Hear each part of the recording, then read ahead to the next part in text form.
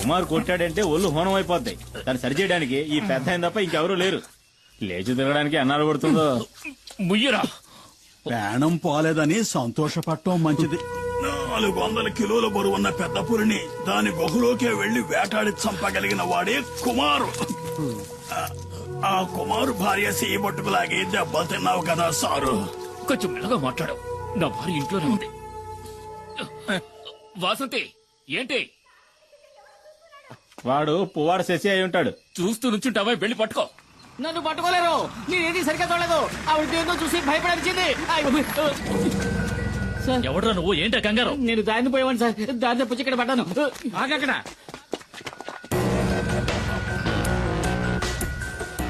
Ramanachari ACP information వచ్చింది. రేపు ఉదయం వస్తారనుకున్నాను. నిన్న సాయంత్రమే పులియూరుకు వచ్చాను. అప్పుడే తెలిసింది మీకు యాక్సిడెంట్ అయిందని. చూస్తుంటే ఇది యాక్సిడెంట్ లా లేదే రేంజర్. ఏదో పులి దాడి చేసినట్టుంది. దిగులు పడకండి, నాకంతా తెలుసు. నేను పులివేటకే వచ్చాను. దానికి ఈ రేంజర్ సహాయం కూడా కావాలి. మీ పేరేమిటండి? దివాకర్ సార్.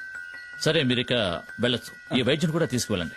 నేను ఈ రేంజర్ తో కొన్ని విషయాలు మాట్లాడాలి. ఇది తమాషా కాదు కుమార్, జాగ్రత్తగా ఉండాలి. ఇంతవరకు పోలీస్ ఆఫీసర్లు ఎవరు నేను వెతుక్కుంటూ ఈ ఊళ్ళోకి రాలేదు. ఇదే మొదటిసారి. కుమార్ ఏం చేశాడని? చూడనా, నువ్వు విషయం తెలియకుండా మాట్లాడుతున్నావు. పులిని చంపిన కేసు అయితే దానికి జామీన్ కూడా ఇవ్వరు. నేనే పులిని చంపానడానికి సాక్ష్యం ఏమిటి? అయ్యో కుమార్, ఎఫ్ఐఆర్ రాసింది ఆర్కే గనుక దానికి సాక్ష్యాలేం అక్కర్లేదు. ఆధారాలు అంతకంటే అక్కర్లేదు. అడవిలో ఏ మృగాన్ని చంపిన కేసైనా రేంజరే స్వయం సాక్షి అవుతాడు. కోర్టుకు అది సరిపోతుంది. అది చాలదన్నట్టు ఆర్కేను కొట్టిన కేసు ఒకటి. దివాకర్ చెప్పింది కూడా నిజమే కుమార్. కొన్నాళ్ళ పాటు నువ్వు ఎక్కడైనా ఉండడం మంచిది. ఎందుకని? నేనేం వెతుక్కుంటూ వెళ్లి అడవులో ఉన్న పులుల్ని చంపలేదే. చంపాను నిజమే. ఊళ్ళోకి చొరబడి పులియూరు ప్రజల్ని దారుణంగా చంపిన వాటిని చంపాను. అదేం పెద్ద నాకు తప్పనిపించట్లేదు. ఊళ్ళో వాళ్ళని పులి చంపితే కేసు లేదు. ఊళ్ళో వాళ్ళని చంపిన పులిని ఈ కుమారు చంపితే కేసు. ఈ పని కోసం నన్ను ఉరి తీసినా సరే ఆ రేంజర్ లాంటి ఎదవలకు భయపడి అడవిలోకి వెళ్లి ఎక్కడో తలదాచుకోవాల్సిన అవసరం నాకు లేదు. త్వరగా ఆ మూల పెట్టండి, బయటికి కనిపించకూడదు. రేయ్, ఏంట్రా మీరు చేస్తున్న పని? ఏంటి? అన్నయ్య కూడా ఓ మాట చెప్పకుండా అర్ధరాత్రి సరుకు తీసుకొస్తే మేమేం చేయగలం? ఎక్కడని దాచగలం? రే, మీ అన్న సహాయం చేస్తానని చెప్పాడుగా, మరేంటి? రేయ్, అన్నయ్య సహాయం చేస్తానన్న మాట నిజమే. ఇప్పుడు ఆయన ఆ స్థితిలో లేడురా. ఈ పరిస్థితుల్లో అన్నయ్య వదన్ని చిన్నిని వదిలేసి రాలేడురా. అన్నయ్యతో నేను మాట్లాడతాను. ఆయన ఇంకో బండిని మీకు అరేంజ్ చేసిస్తాడు. సరే, అంతవరకు సరుకు ఈ లారీలోనే ఉండని. అదే ఇంకా ఎందుకు ఆలోచిస్తావు? ఇది చేసేది నీకోసం కూడా. ఆ విషయం మర్చిపోకరా. ఏంటి సింహాద్రి? రండి. ఏంటి విషయం చెప్పు. శంకర్ని నిన్న రాత్రి పోలీసులు పట్టుకున్నారు. రామయ్య కుడిబుతం వాడు. గంజాయిన చుట్టూ వాడికొక్కడికే తెలుసు. ఇప్పుడు ఏం చేద్దామంటావా? ఇప్పుడే దాన్ని పులియూరుకు చేర్చాలి. దానికి ఒక్కటే దారింది, కుమార్. అరెస్టోళ్ళు పోలీసులు వెంటనే ఇక్కడికి వస్తారు. వాళ్ళ కళ్ళు గప్పి లోటు తీసుకెళ్లగలిగిన వాడు ఈ పులియూరులో కుమార్ ఒక్కడే. అదెలా జరుగుతుంది సింహాద్రి? ఈ పరిస్థితిలో కుటుంబాన్ని వదిలి కుమార్ అన్న ఎక్కడికి రాడని మని చెప్పాడుగా. ఆ విషయం నాకు తెలీదు. ఈ సమస్య నుంచి మిమ్మల్ని రక్షించడానికి కుమార్ తప్ప ఇంకెవరూ లేరు. మేమంతా ఎంక్వైరీ చేశామన్నా. ఆ రేంజర్ ఇప్పుడు హాస్పిటల్లో ఉన్నాడు. మీకు వ్యతిరేకంగా హత్యానేరం కింద కేసు రిజిస్టర్ చేశాడు. అది కాక పులిని చంపిన కేసు ఒకటి. మేం వెళ్ళడానికి నువ్వు చెప్పిన జీప్ సరిపోతుంది. మిమ్మల్ని పోలీసులకు అప్పచెప్పి ఇక్కడి నుంచి వెళ్ళడానికి మనసు రావడం లేదన్నా. ఇప్పుడు వాళ్ళకి దొరికావంటే జామీన్ మీద కూడా బయటికి రానివ్వకుండా జైల్లో వేస్తారు. అన్నా, ఆలోచించుకునే టైం లేదు. పోలీసులు పెద్ద ఎత్తున బయలుదేరారంట. నువ్వు నీ కుటుంబం మాతో పాటు వచ్చేయండి. ఈ అడవి దాటితే చాలు మనల్ని ఆ తర్వాత పోలీసులు ఏం చేయలేరు. ఇది కన్ఫర్మ్. చూడండి, మిమ్మల్ని పోలీసులు పట్టుకుపోయారంటే మేమేం ఉయ్యోగయ్యో చూసుకుంటాం. కుమార్, ఇక నువ్వేం ఆలోచించొద్దు. ఇక్కడ ఏం జరిగిందో నేను చూసుకుంటాను. నువ్వు మైనాని పాపం తీసుకుని ఇక్కడి నుంచి బయలుదేరు. అన్న, వెంటనే బయలుదేరదాం. పోలీసులు ఎప్పుడైనా ఇక్కడికి రావచ్చు. వస్తారా? రాని. ఒక్క పోలీసు కూడా వంతిని దాటి ఇక్కడ కాలు పెట్టలేడు. కుమార్, నువ్వు వీళ్ళని తీసుకుని అడ్రోడ్ గుండా వెళ్ళిపో. వెళ్ళమంటున్నారుగా, వాళ్ళు వచ్చేస్తారు. వెళ్ళు. ఏదో కావాలనుకుని ఎవడికో భయపడి ఈ పులియూరు గడ్డ దాటి నేనెప్పుడూ కాలు బయట పెట్టలేదు. ఇదే సరైన నిర్ణయం మీకు అనిపిస్తే నేను వస్తాను.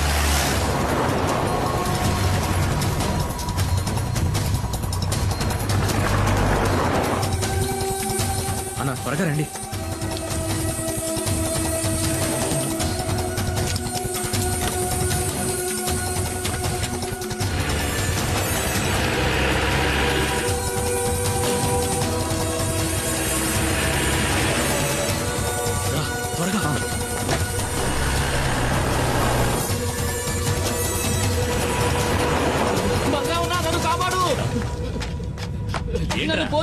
ఎన్కౌంటర్ చేయాలని చూస్తున్నారు. ఎందుకు? ఆ రేంజర్ పిల్లలు స్నానం చేస్తుంటే తెలియక తొంగి చూసానన్నా.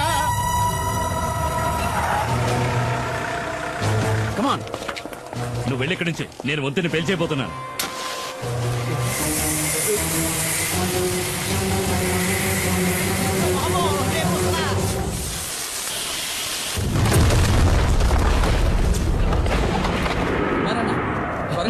బండి కూడా రెడీగా ఉంచారు.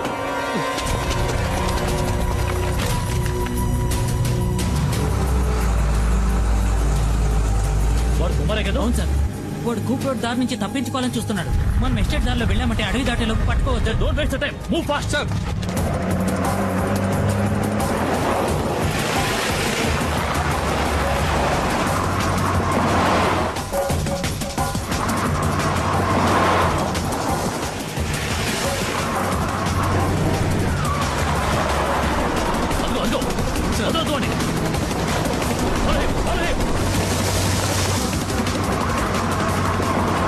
కుమారన్నా, వేగంగా వెళ్ళండి. నేను చెప్పే వరకు బండి రాబోతు.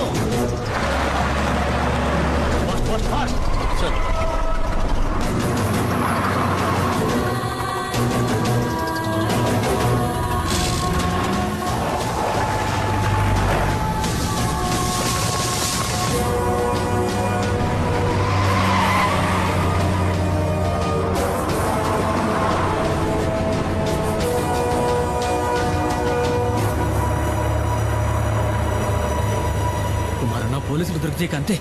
లారీ మొత్తం గంజాయే. ఎలాగైనా సరే ఈ అడవి దాటుకుని మా ఏరియాలోకి ప్రవేశిస్తే ఏ రిస్క్ ఉండదు.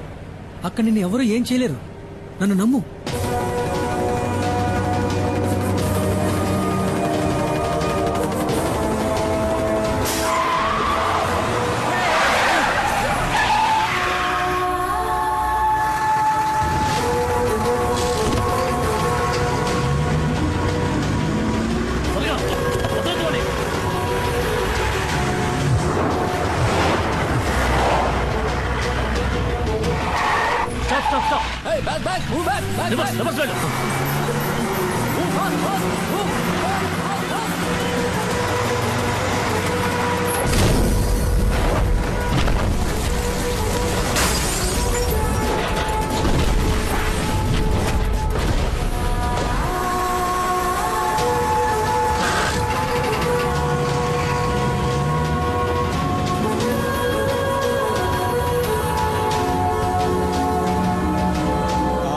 పులియూరు వదిలిపెట్టి వెళ్లిన కుమారు అతని కుటుంబము మంగళాపురం దగ్గర డాడీ గిరిజా సంరక్షణలో ఉన్నారు.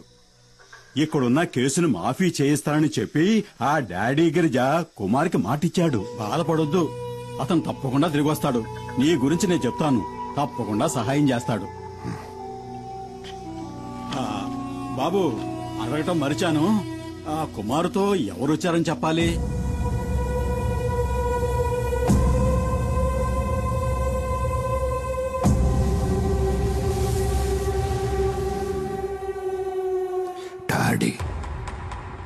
డాడీ గిరిజా.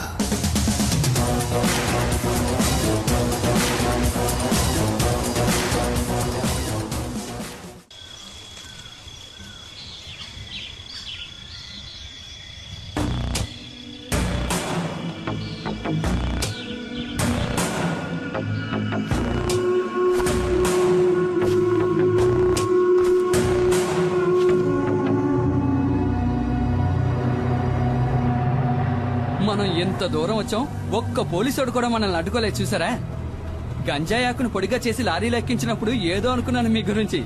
ఇప్పుడు కదా అర్థమైంది, దేహ బలమే కాదు మీకు బుద్ధి బలం కూడా ఎక్కువని. కుమారన్నా, కొంచెం మెల్లగా వెళ్ళు. పరిగెట్టిని బాగా లాక్కట్టారు కదా, రోడ్లు గడ్డెక్కడా జారుదుగా.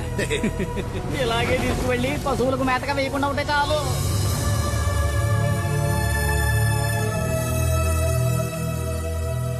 డబ్బు విషయం ఏమైంది? అది మేస్త్రి, డాడీ గిరిజా గురించి కాస్త అర్థమయ్యేటట్టు చెప్పవయ్యా. దేకో డాడీ, ఇవ్వాల్సిన డబ్బు ఇచ్చే తీరాలి. నువ్వేదో కష్టంలో ఉన్నావని ఖాదరాబాయ్ ఇన్నాళ్ళు ఓపిక పట్టాడు. ఇప్పుడు నువ్వు పెద్ద కోటీశ్వరునివైనావని ఊరంతా చెప్పుకుంటున్నారు. ఈ విషయం తెలిసిన ఖాదరాబాయ్ పాత బాకీ తీర్చమనంలో ఏం తప్పున్నది? బషీర్, వ్యాపారం నుంచి వీళ్ళు విడిపోయినప్పుడు ఈయన కాదరకు ఇవ్వాల్సిన డబ్బు ఎంత అనేది కాదరకు మాత్రమే తెలిసిన లెక్క. ఇంకెప్పుడు ఆ డబ్బు వసూలు కోసమని ఇక్కడికి రాకండి, సరేనా? ఇదే గనక మీ నిర్ణయం అయితే చాలా పెద్ద గొడవలు అయిపోతాయి. ఖాదర్ బాయ్తో గనక పెట్టుకున్నారనుకోండి, నీకు తెలుసుగా ఎలాంటి వాడో. రంగంలోకి దిగినాక ఏం చేస్తాడో ఎవరికి తెలియదు.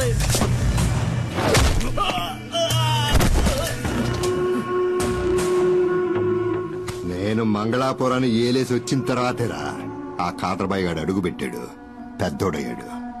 ఇల్లు అడిగి చెప్పు, ఆడికి దమ్ముంటే నా ఎదురుగా నిలబడి డబ్బులు అడగమను. బషీర్, ఏంటలా చూస్తావు, వెళ్ళు.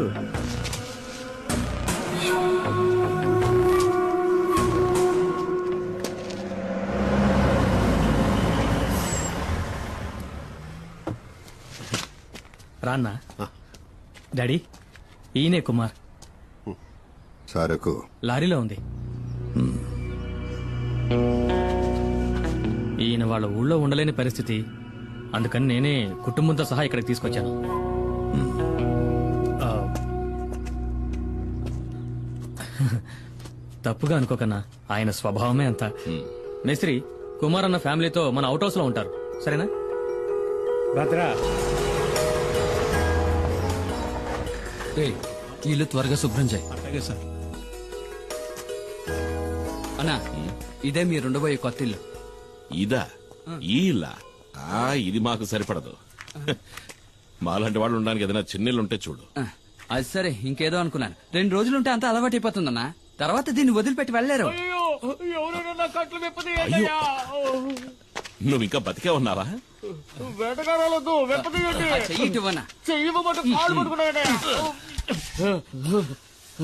నాకు వ్యతిరేకంగా కుట్ర పన్నారు. నీకు ఇదే సరైన శిక్ష. ఎందుకు? స్నానాలు చేస్తుంటే తొంగి చూసినందుకు, నాతో చెప్పకుండా నా బండెక్కినందుకు. నేను అర్జెంట్ గా ఒంటేకి వెళ్ళాలి. దానికి నన్నేం చేయమంటావు? చెప్పండి. ఇంట్లోకి వెళ్ళు. ఇంట్లోకా? అరే, ఇంట్లో టాయిలెట్ ఉందని చెప్తున్నా. నాకు ఆరు బయట వెళ్ళడమే అలవాటు. మనీ చూసావా, ఇంట్లోనే వానొస్తుంది. షవర్ ఏంటుంది వదినా? ఏంటో ఈ- షవరా? వసే పల్లెటూరు బయట నీకు అలవాట్లేని పనులేం చేయకే. ఇదిగోరా, నాకు ఇంకొంచెం పోయి. ఇదిగో మనీ, ఇప్పటికే మీ అన్నయ్య తడబడుతున్నాడు, ఇక ఆపే. వాడు ఆపడు, నువ్వు మొయ్యి. వద్దులే. మణి, నీకు విషయం తెలుసా? ఒకప్పుడు ఒక జ్యోతిష్కుడు నా చేయి చూసి చెప్పాడు, రే కుమారు, నీకు రాజభవనంలో ఉండే యోగం ఉందిరా. అది నిజమైందిగా. జైలుకెళ్లే యోగం ఉందో లేదో ఆ జ్యోతిష్యుని అడిగి చూడు. ఒక్కో రోజు ఇక్కడ జరిగే ఎన్ని సూతా ఉంటే మనశ్శాంతి లేకుండా పోతుంది. ఈయన ఆ రోజు సిద్ధగొట్టిన ఫారెస్ట్ రేంజర్ చావు బతుకుల్లో ఉన్నాడు.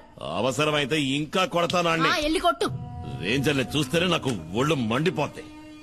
వాళ్లే మా నాన్నని పులి చేత చంపించిన లుచ్చాగాళ్ళు. వాళ్ళు వదిలిపెట్టినాం, నన్ను ఉరిదీస్తారా ఏంటి? ఆడు సచ్చాడంటే అదే గతి. పోయిరా సుబ్రమణి, ఇంకా పోయి. తాగి తాగి సావుని. కరెక్ట్ గా చెప్పావు. అక్క చెప్పిన దాంట్లోనూ విషయం ఉంది. మీరు ఇలాంటివి తాగి చావకూడదు. మిగతా నేను రేయ్, ముట్టుకున్నావు అనుకో, చెయ్యి నరికేస్తా. ఇదిగో సుబ్రమణి, నాకు గ్యాస్ వెలిగించడం చేత కాలేదు, బయట పోయేట్టివ్వు, అన్నం వండుతాను. ఉండదునా, గ్యాస్ పై నేను వెలిగిస్తాను. అయితే రా. ముట్టుకున్నావో?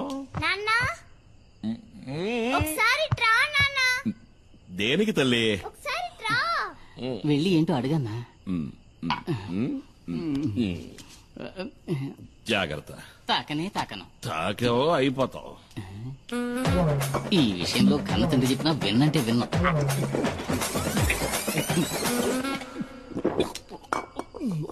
ఏంటి తల్లి? ఆ?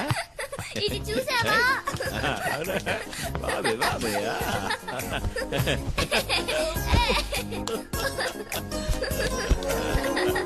మైనా, మైనా, వస్తున్నాను. పీక దాకా సారాయి తాగి పిలుస్తున్నాడు చూడు, మైనా మైనా అంటూ. ఏంటి నువ్వు వచ్చి ఈడ పడుకోద్దా? దీనికే తక్కువ లేదు. తీసుకుని పడుకో. పడుకోమన్నానా? ఇదిగో, నువ్వు రా. పద, వెళ్దాం. నువ్వు పడుకో. కొట్టాననుకో. నువ్వు పడుకోవా? నువ్వు రావే. సరే, నిద్రపోమని చెప్పానా? పద. తాప తీసుకురావడానికి వెళ్తున్నారా? అన్నా, నేను ఇక్కడ పడుకోనా? ఆ? అదే, నేను ఇక్కడ పడుకుంటాను, మీరు మీ కుటుంబంతో సహా బయట పడుకోవచ్చు కదా అని. ఏరా?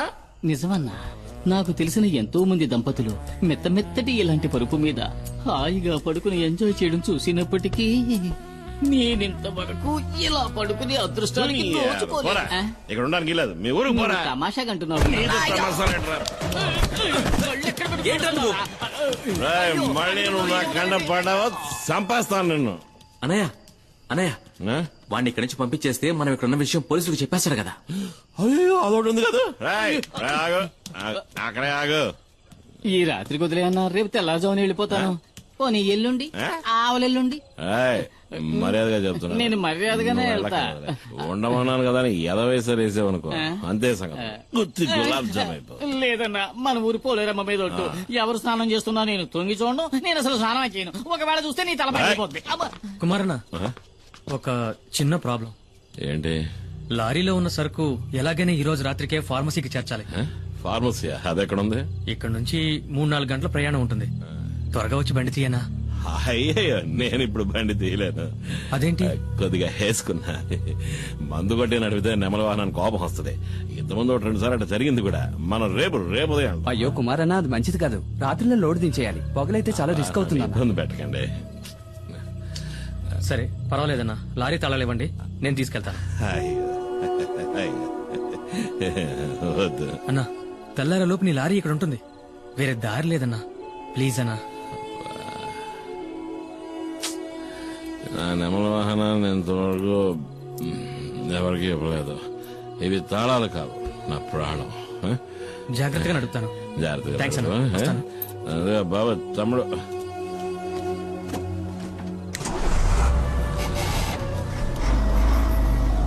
నా ప్రాణం పొద్దులతో బాధగా వదిలే, తట్టుకోలేకపోతున్నా. రాయ్, ఆ మిగిలిన సరుకు తీసుకురా. మిగిలిందంతా నేను తాగేశానన్నా.